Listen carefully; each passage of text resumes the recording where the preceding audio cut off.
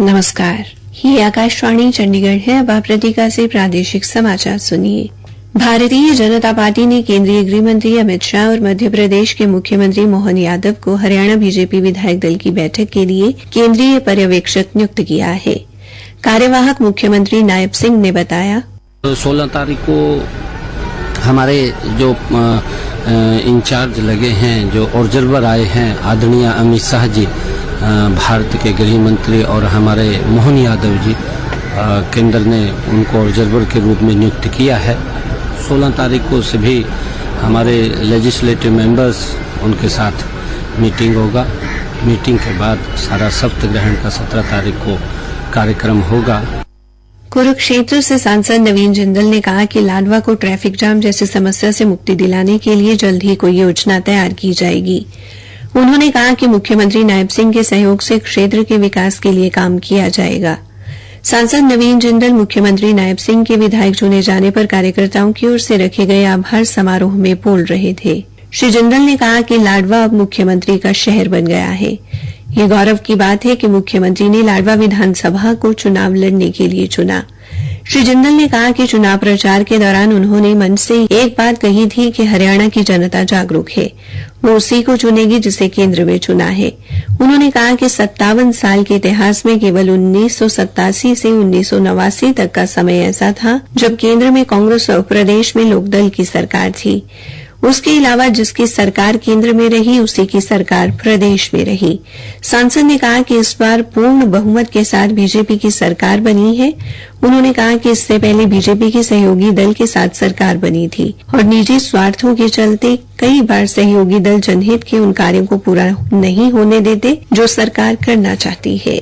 हरियाणा के कार्यवाहक मुख्यमंत्री नायब सिंह ने अपनी पत्नी सुमन सैनी के साथ गुवाहाटी के कामाख्या मंदिर में पूजा अर्चना की। इस दौरान हरियाणा के बीजेपी अध्यक्ष मोहनलाल बड़ौली भी उपस्थित रहे।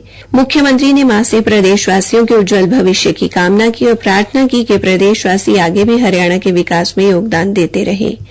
उल्लेखनीय है कि श्री नायब सिंह चुनाव से पहले भी कामाख्या देवी गए थे और चुनाव के बाद भी मां के चरणों में शीश नवाने गए हैं। कैथल जिला परिषद के अध्यक्ष दीपक मलिक जाखौली को अध्यक्ष पद से हटा दिया गया है। आज लघु सचिवालय में हुई बैठक में उनके खिलाफ अविश्वास प्रस्ताव पास होने के बाद उन्हें अध्यक्ष पद छोड़ना पड़ा। हमारे संवाददाता ने बताया है कि अविश्वास मत पर 19 जुलाई को मतदान हुआ था और 20 पार्षदों में से 17 ने मतदान में भाग लिया था। दीपक मलिक के उच्च न्यायालय में चले जाने पर उच्च न्यायालय ने अविश्वास प्रस्ताव पर पड़े वोटों की गिनती पर रोक लगा दी थी, लेकिन बाद में आचार संहिता लागू होने के कारण मतगणना नहीं हो सकी। आज प्रशासन द्वारा मतों की गिनती करवाई गई। सभी 17 वोट दीपक मलिक के खिलाफ दिए गए थे। कैथल के उपायुक्त डॉक्टर विवेक भारती ने बताया कि आज बैठक में 15 पार्षद मौजूद रहे। सभी पार्षदों ने उनके खिलाफ मतदान किया था। अब नियमानुसार नए अध्यक्ष का चुनाव किया जाएगा।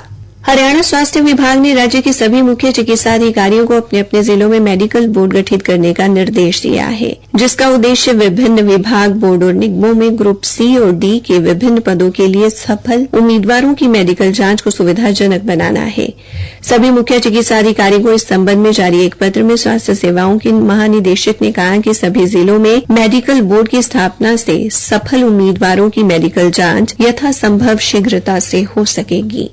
अंबाला पुलिस की अपराध जांच एजेंसी ने कल दीनदयाल नाम के एक आरोपी को 1 किलो 150 ग्राम अफीम सहित काबू किया। आरोपी उत्तर प्रदेश के बरेली जिले के गांव भरतपुर का निवासी है। उसे अदालत में पेश करके 5 दिन के पुलिस रिमांड पर लिया गया है। पुलिस ने बताया कि उसे एक गुप्त सूचना के आधार पर अंबाला शहर के पालिका विहार गेट के नजदीक से गिरफ्तार किया गया।